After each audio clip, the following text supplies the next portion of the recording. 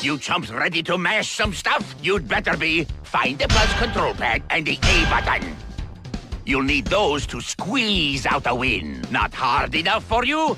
Some games use just this, some just this. Is that too much to handle? Now then, make like a potato and mash! Welcome back to my cave, once again, humans. I bought this game recently for $2, and I really wanted to do a video on it. What is SuperMash? It's a game where you take one genre and blend it in with another genre. Honestly, the idea just sounds really awesome. And of course, for $2, I had to try this game out. But upon going into it, I hadn't exactly heard very many good reviews for this game. But $2, how bad could it be? Besides that, I think they might still be trying to update this game. I'm not sure, but I did kind of want to make some critique. I guess you could consider this a Balf's Games fur review, even though there aren't really that many furry characters in this. But still, it was a cool concept, and I just wanted to do a video on it. Let's check it out.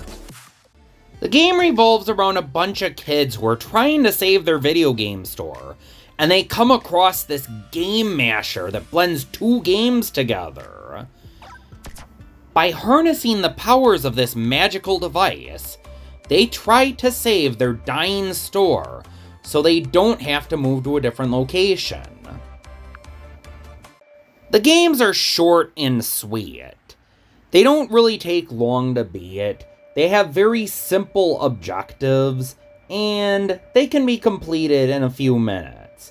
Most of the games have time limits except for the RPG games. And some of the mashups are quite interesting. For starters, I really do like sometimes when you blend an RPG with a platforming game, sometimes you get a hybrid where the battles are platforming battles, like the one you see right here. Just bounce on enemies to kill them. Booyah! Or maybe you want to combine a platformer with a shump. So now you're flying through a platforming level, just blasting enemies possibly overhead. I think you can even stomp on them. There are some really cool concepts in this game. However, I must confess, there's also some really bad design choices.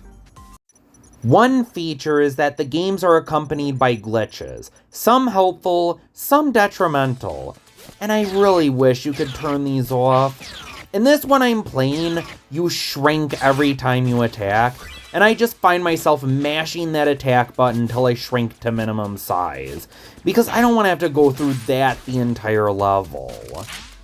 And sometimes the helpful glitches are so helpful that the game becomes ridiculously easy and over in a matter of seconds. Like, I only have to kill one enemy, and I have a glitch that randomly kills enemies that are on screen. I didn't do that! That just made it way too easy. Some people do happen to like the chaotic nature of this game, though. And if you actually do happen to like that kind of chaos, you might find it endearing. But I have to say, just how do I clear this area? I mean, oh, just walk up to the wall of fire. Logic be damned. Okay, I actually had an invincibility scar, but the first time it surprised me. Some of the mashups also don't work that well. Like, a platformer with a shump is okay, but a shump with a platformer?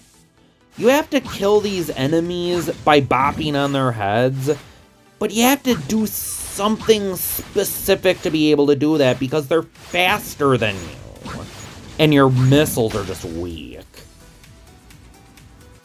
However, you don't have to mash up the genres. You can just pick two of the same genre and get a normal experience. And personally, I did like some of them, but others I wasn't so fond of. Let's go through the ones I liked first.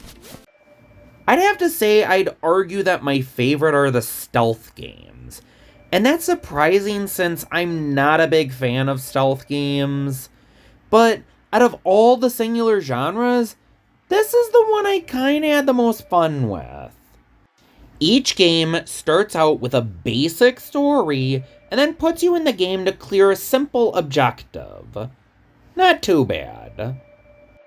As for the game itself, it plays pretty well. The controls are simple, move around with the joystick and whatnot. Try and avoid the enemy's flashlights, or just go all gung-ho and take them out. Whichever way you prefer it. However, there is one issue. You see that doorway I just came out of? Does that look like a doorway? But a lot of the issues I have with the stealth games themselves are minor. In the standalone stealth game I played, I kinda wish I got a gun instead of some grenades, but other than that, not too bad. I actually had some fun with this one.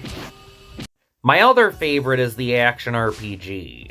Although, to be fair, the stealth game and the action RPG kinda have similar mechanics, except different health bars, different weapons and whatnot, but other than that, they're kinda the same. For me, though, action RPGs are about exploration, and sometimes you'll get a mission that doesn't really want you to explore that much. Like, a mission I have right now is to kill a certain amount of moon mages. I could explore the map, but what's the point when I can just exit the room, go into a few rooms over, come back, and the enemy respawn? But other than that, the controls are responsive, it works well, and it can be pretty fun if you mash it with the right genres. I've heard somewhere that some of the genres don't really mash well, and it's true. Sometimes all you get are certain enemies from a different genre in an action RPG or a platformer instead of a real mashup. But there are some actual cool mashups too. You can't go wrong with mashing an RPG first and then a different genre, because the RPG battles will be that other genre. And it's pretty cool. Other genres I'm a little less impressed by. In Shumps, usually you get a primary weapon that's incredibly weak and can't kill anything in a single hit, which is unusual for a Shump, which normally has enemies you can kill in one hit. You do oftentimes get a smart bomb though, but they're limited, so use them wisely. The JRPGs are okay, but a little slow and kinda boring, to be honest. A lot of times I'll go into a battle system and they usually take a while to clear, so I find myself just running away just so I can get to the next objective. Also, that character looks like a Pokemon trainer, and I kinda wish there was a monster collector version of the JRPG. That would have been awesome. The Metrovania has some issues. You usually start out with a short-ranged weapon, but sometimes you'll get a gun weapon, and now your fist cannot hurt candles and whatnot. Great, what do I do here? The controls are responsive, at least, and when you have the normal ranged whip weapon, it's not so bad. And the projectiles can help you in certain situations, but I really wish the fist had its own hitbox, so you could hit things that are right on you. Also, again, glitches are really annoying, and I really wish you could turn them off. I mean, if you want to sense a challenge, some of these glitches can be fine, but a lot of the detrimental glitches are just heavily inconvenient, like the darkness glitch, or in the action RPG, there's this one glitch where if I kill an enemy, then my sword drops and I have to re-equip it. That's not really challenging, that's just annoying. And unfortunately, the one I have the most problem with is the platformer. And it's a shame because it has the only characters that I actually like in this game. Sheila's a pretty cool kangaroo character, even though they call her half rabbit, half human. Last time I checked, rabbits don't have long tails like that. And while it's not true about every platformer setting, some of them are made up of a huge connection of floating platforms that are usually off-screen and require you to take blind leaps of faith. Sometimes there are jumps that are unclearable because the platforms just don't align properly. And I'm sorry, but that is really bad stage design. When you die, you have several options, like fast retry.